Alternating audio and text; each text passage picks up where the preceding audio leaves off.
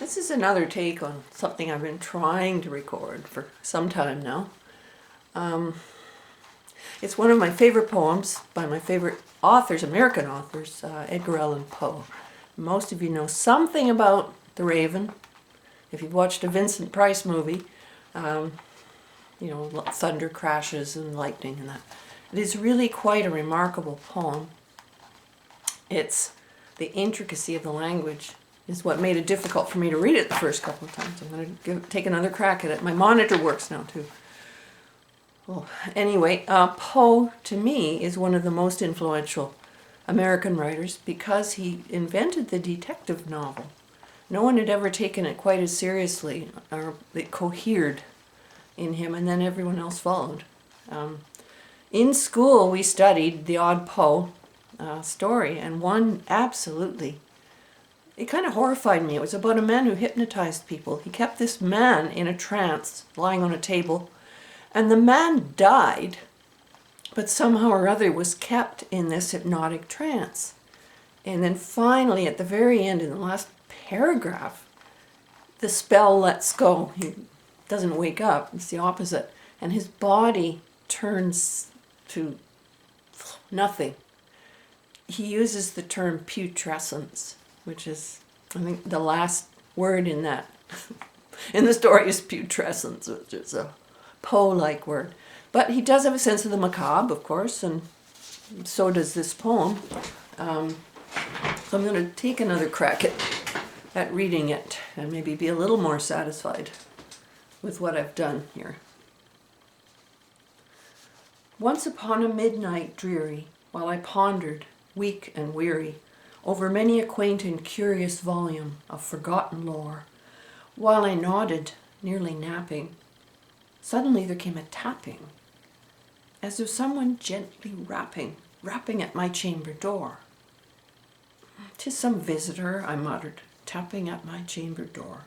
"Only this, and nothing more." Distinctly I remember it was in the bleak December, and each separate dying ember wrought its ghost upon the floor. Eagerly I wished the morrow, vainly I had sought to borrow from my books surcease of sorrow, sorrow for the lost Lenore, for the rare and radiant maiden whom the angels named Lenore, nameless here forevermore. And the silken, sad, uncertain rustling of each purple curtain thrilled me, filled me with fantastic terrors never felt before, so that now, to still the beating of my heart, I stood repeating, "'Tis some visitor entreating entrance at my chamber door, some late visitor entreating entrance at my chamber door. This it is, and nothing more." Presently my soul grew stronger.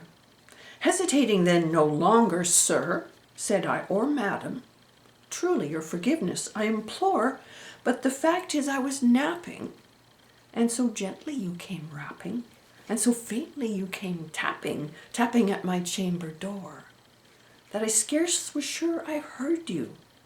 Here I opened wide the door.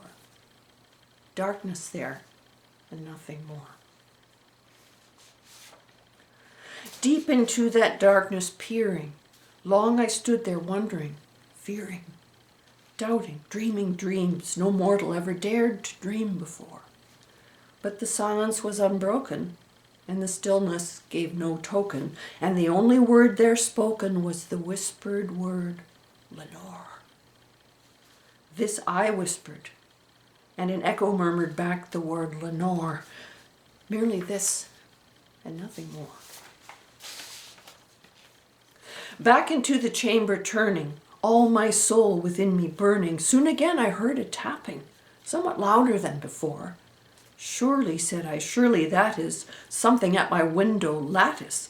Let me see then what thereat is, and this mystery explore. Let my heart be still a moment, and this mystery explore. 'Tis the wind, and nothing more." Open here I flung the shutter, when, with many a flirt and flutter, in there stepped a stately raven, of the saintly days of yore. Not the least obeisance made he, not a minute stopped or stayed he, but with mien of lord or lady perched above my chamber door.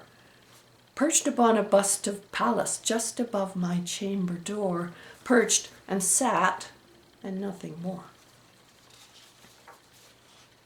Then this ebony bird beguiling my sad fancy into smiling by the grave and stern decorum of the countenance it wore.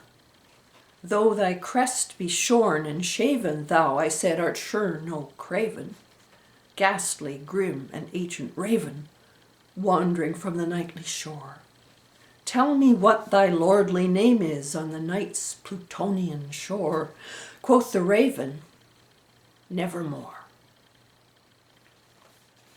Much I marvelled this ungainly fowl to hear discourse so plainly, though its answer little meaning, little relevancy bore.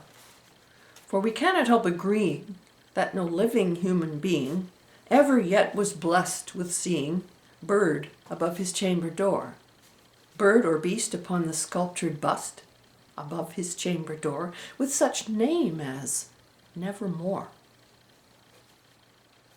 But the raven, sitting lonely on the placid bust, spoke only that one word, as if his soul in that one word he did outpour. Nothing farther than he uttered, not a feather then he fluttered, till I scarcely more than muttered, other friends have flown before.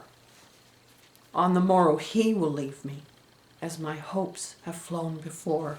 Then the bird said, nevermore.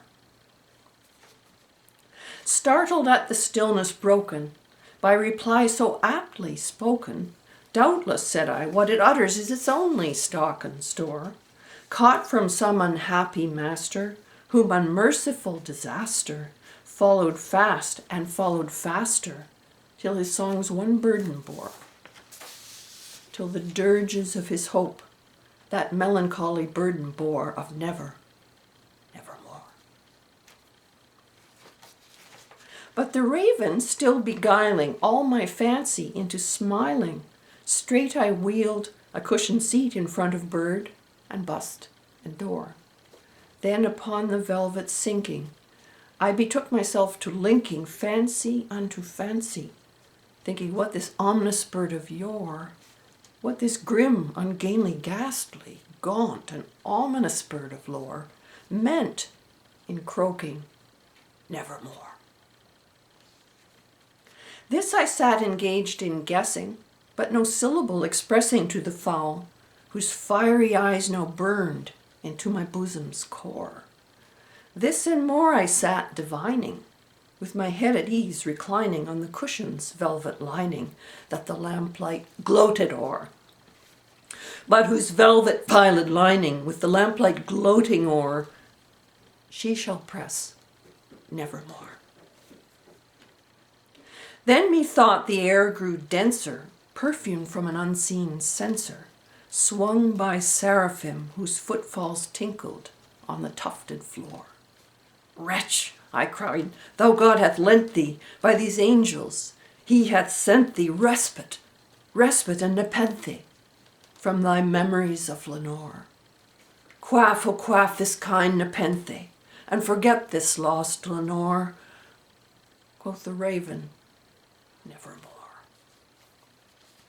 Prophet, said I, thing of evil, prophet still if bird or devil, whether tempter sent or whether tempest tossed thee here ashore, desolate yet all undaunted on this desert island enchanted, on this home by horror haunted, tell me, truly I implore, is there balm in Gilead?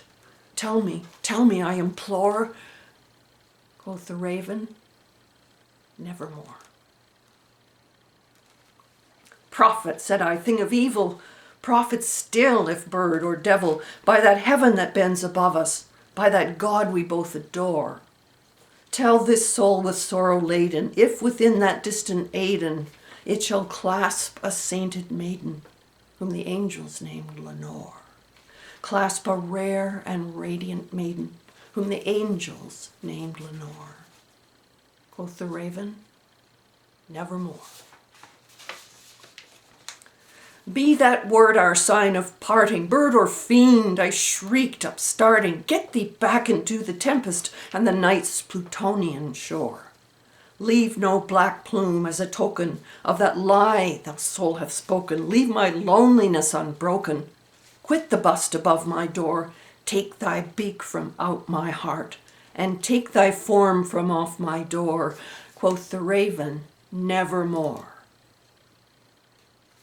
And the raven, never flitting, still is sitting on the pallid bust of Pallas just above my chamber door. And his eyes have all the seeming of a demon's that is dreaming, and the lamplight o'er him streaming throws his shadow on the floor. And my soul from out that shadow that lies floating on the floor shall be lifted nevermore.